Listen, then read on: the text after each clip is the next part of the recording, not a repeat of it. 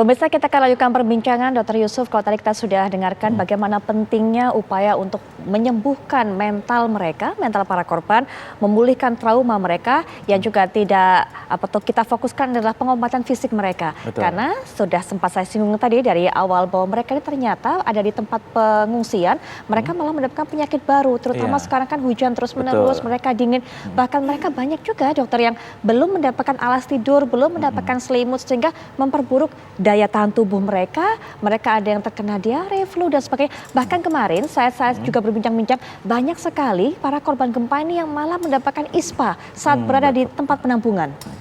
Ya, jadi kan nomor satu kita harus membangun mereka adalah imunitas. Nah, imunitas itu bisa terjadi dengan intake makanan yang cukup, vitamin, tetapi juga kebahagiaan. Itu yang tadi kita perlu dari relawan untuk membuat permainan agar mereka bisa menghilangi trauma melalui trauma healing tersebut, sehingga terbangun juga imunitas mereka. Itu sangat penting. Nah, seperti tadi saya udah ungkapkan, ada teori Maslow kan, bahwa kebutuhan dasar itu makan dan minum. Kedua, dia harus aman, benar-benar nyaman, dan terakhir adalah kasih sayang.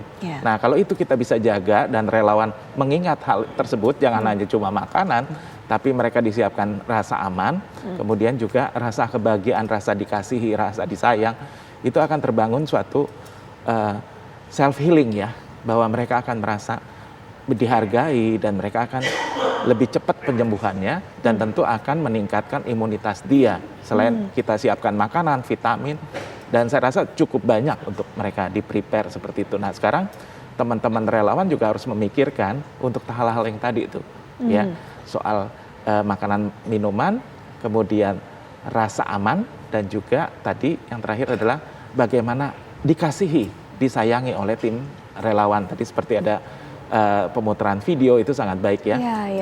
Nah, menurut saya juga nanti ini teman-teman juga kalau boleh aplusan gitu loh. Jangan nanti semua berbondong-bondong, sekarang minggu ini berbondong-bondong, tapi minggu, 2 minggu, 3 minggu ke depan udah mulai sepi. Nah, itu ya repot. Jadi teman-teman dari semua relawan berkoordinasi agar tidak terjadi penumpukan ya saat ini. Karena mereka membutuhkan bantuan itu, setidaknya pendampingan dari para relawan itu secara kontinu, begitu ya? Oke, baik, dan juga dalam jangka waktu lama dan terus-menerus, begitu ya dokter? Betul ya. Jadi ya misalkan kan kita lihat nih sekarang ada gerakan kemanusiaan Indonesia, Kill Covid ya, Banser, Untar, Taruman Negara turun, UKI datang, UI juga turun ya, Poltekkes juga turun, dan TNI Polri juga turun nih. Nah, ini mungkin berkoordinasi agar tidak overlap daerah yang mereka bantu, dan saling berkoordinasi kapan kita berangkat lagi, kapan kita datang lagi, secara kontinu.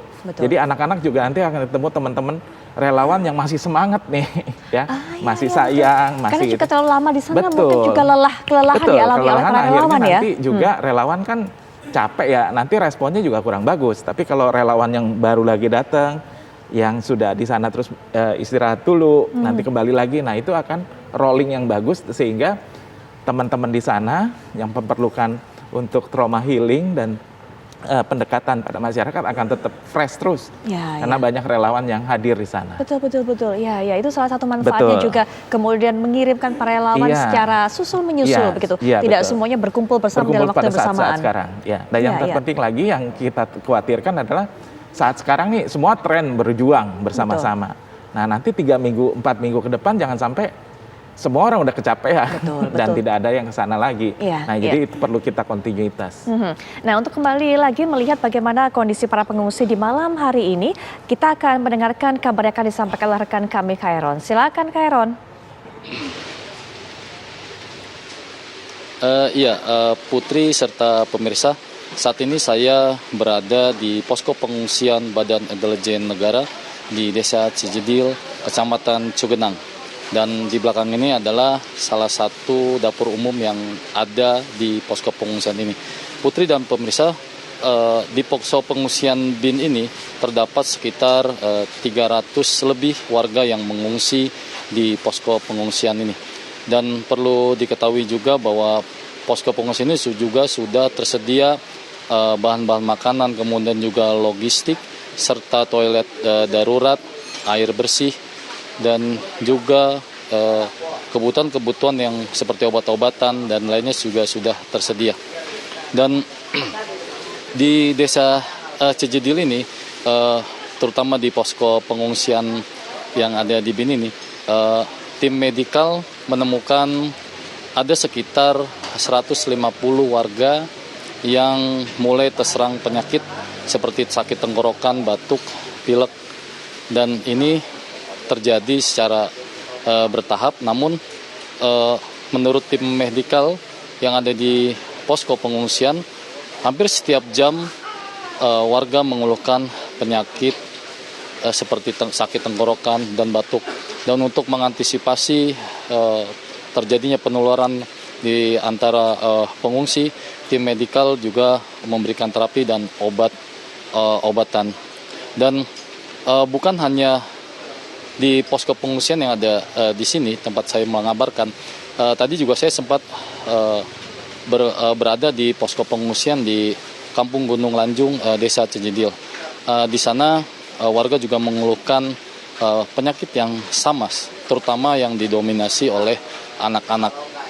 Dan posko pengungsian yang tadi saya berada di sana di Kampung Gunung Lanjung juga ketersediaan air bersih dan kemudian juga kebutuhan-kebutuhan logistik lainnya juga masih kurang. Begitu, Putri. Terima kasih Khairan untuk laporan Anda yang ada di posko pengungsian BIN. Berikutnya kita akan kembali lanjutkan perbincangan. Mbak Popi, tadi sudah kita lihat itu kegiatan yang dilakukan oleh para relawan di sana ataupun juga pihak aparat yang ada di sana. Tim SAR juga membantu pemulihan dari para korban terutama anak-anak dengan menyetelkan bioskop atau menyetelkan film di sana sehingga bisa nobar, nonton bareng film kartun di sana. Bagaimana Mbak Popi melihat ini?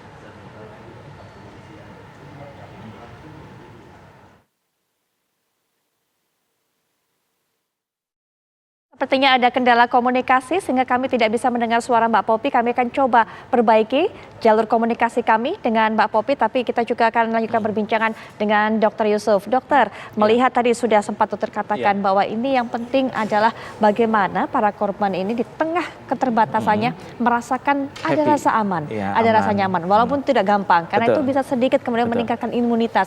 Ada hal-hal lainnya mungkin yang diperlukan, dokter, termasuk juga ini bisa membantu nanti sehingga para relawan ketika datang lagi, apa yang harus dilakukan? Selain tadi dokter yang mengatakan adalah butuh obat-obatan, kemudian juga peralatan wanita gitu. Tapi juga ini adalah yang saya dengarkan kemarin yang belum terpenuhi adalah kebutuhan mengenai MCK. Itu juga belum. Nah, apa kemudian efeknya jika tidak segera tersedia MCK ini bagi para korban bencana? Iya, jadi kalau MCK itu memang diperlukan karena sanitasi adalah bagian dari kehidupan kita. Nah, apabila sanitasi ini tidak bisa dibuat dengan maksimal, maka nanti mohon maaf orang bisa buang hajat di mana-mana. Nah, oleh karena itu begitu buang hajat di mana-mana, kemudian pengalirannya tidak, drainasenya tidak baik, maka itu akan timbul baru lagi penyakit, bisa tifus, bisa diare nanti akan terjadi. Jadi memang seperti saya katakan, MCK diperlukan dan juga tadi saya kan menghimbau kalau ada orang yang mau nyumbang genset itu sangat diperlukan. Jadi artinya kan orang buang hajat nggak hanya pagi kan, tapi malam hari juga. Nah kalau ada cahaya, kalau pagi oke, tapi kalau malam mereka perlu cahaya juga. Nah itu yang kita perlukan seperti emergency lamp dan juga genset ya, supaya mereka bisa tidur nyenyak gitu loh. Betul. Jadi jangan sampai. Karena sampai kemarin juga dokter mereka mengatakan sampai kemarin mereka banyak yang tidak mandi, kemudian karena tidak ada tempatnya MCK-nya, kemudian juga tidak mendapatkan alat-alat mandi dan juga tidak bisa buang air dan sebagainya juga di tempat sembarangan itu yang disayangkan juga. Ya, jadi memang itu menjadikan prioritas dan di sekarang inilah para relawan mulai memikirkan. Jadi saya masih ingat ketika di Aceh itu air minum disiapkan kok. Ada alat yang bisa menghasilkan air minum langsung. Baik dokter. Nah terakhir mungkin penutup Mbak Popi, silakan Mbak Popi. Dari semua yang telah dilakukan oleh pemerintah dan juga teman-teman relawan, semuanya sudah bekerja dengan sangat baik dan mulia sekali. Nah, cuman saya memberikan masukan juga sih kalau trauma itu pastinya perlu keamanan. Nah, salah satu yang bisa membuat mereka aman itu adalah keluarga. Nah, ini yang penting banget supaya bondingnya si anak ini maupun orang tua itu memiliki hubungan atau memiliki bukan private ya, ada tempat sudut-sudut khusus yang memang mereka tuh keluarga gitu. Memang nggak gampang sih, Bonding ya. ini harus diperhatikan juga ada kayak semacam privasinya atau ada semacam kayak skat-skat Sekat seperti itu ya. tuh. Ya, karena kalau misal sehari, 2 hari, kalau misalnya berlangsung sampai seminggu, 2 minggu, nah ini perlu diperhatikan lebih lanjut lagi tentang masalah hal-hal seperti itu yang privasinya itu sih tambahan dari saya dan juga ada trauma healing yang bisa menanyakan perasaan si anak ini untuk menceritakan atau orang-orang tersebut siapapun orang tua juga pada saat mengalami trauma, untuk bisa bercerita apa yang dirasakan. Karena tekanannya udah fisiknya, kemudian juga kondisi lingkungannya, kemudian tadi MCK juga bermasalah, itu pasti stresnya luar biasa banget dah Betul. itu. Pasti, Baik. apa namanya ya, berada di titik yang terendah banget Ya, lah kalau kayak gitu tuh. baik. Jadi memang butuh banget penanganan psikologis yang lebih banyak, tapi tadi prioritas kita utama adalah selamat dulu deh. Hmm. Bisa makan, bisa fisiknya aman dulu, baru kita pikirkan lagi, masuk tahapan selanjutnya untuk masalah recovery daripada kondisi gempa ini. Ya, Mbak Popi Kurang Amalia, lebih terima seperti itu. kasih sudah meluangkan waktunya di tengah-tengah aktivitasnya di luar kota untuk bisa memberikan pandangannya. Dr. Yusuf juga terima Ya, kasih sudah berkenan datang ke terima studio. kasih. Semoga apa yang disampaikan Dr. Yusuf, kemudian Mbak Popi, segala macam upaya, metode untuk bisa menyembuhkan para korban, kemudian juga apa yang dibutuhkan sebenarnya oleh para korban ini bisa didengar Betul. oleh mereka yang berkewenangan dan juga bisa diberikan Disiapkan. kepada para korban sehingga bisa pulih. Baik itu kebutuhan fisik kemudian juga kebutuhan mentalnya. Dokter, terima kasih. Mbak Popi sekali lagi terima kasih. Dan pemirsa, perbincangan ini juga sekaligus menutup perjumpaan kita di Breaking News bersama saya Putri Viola, tapi Anda tetap berada di TV One karena sesaat lagi rekan kami Windy Wellingtonia juga akan kembali menemani Anda dalam Breaking News dengan rangkaian kabar-kabar terbaru tentunya masih juga terkait dengan gempa Cianjur, Jawa Barat. Selamat malam, sampai jumpa.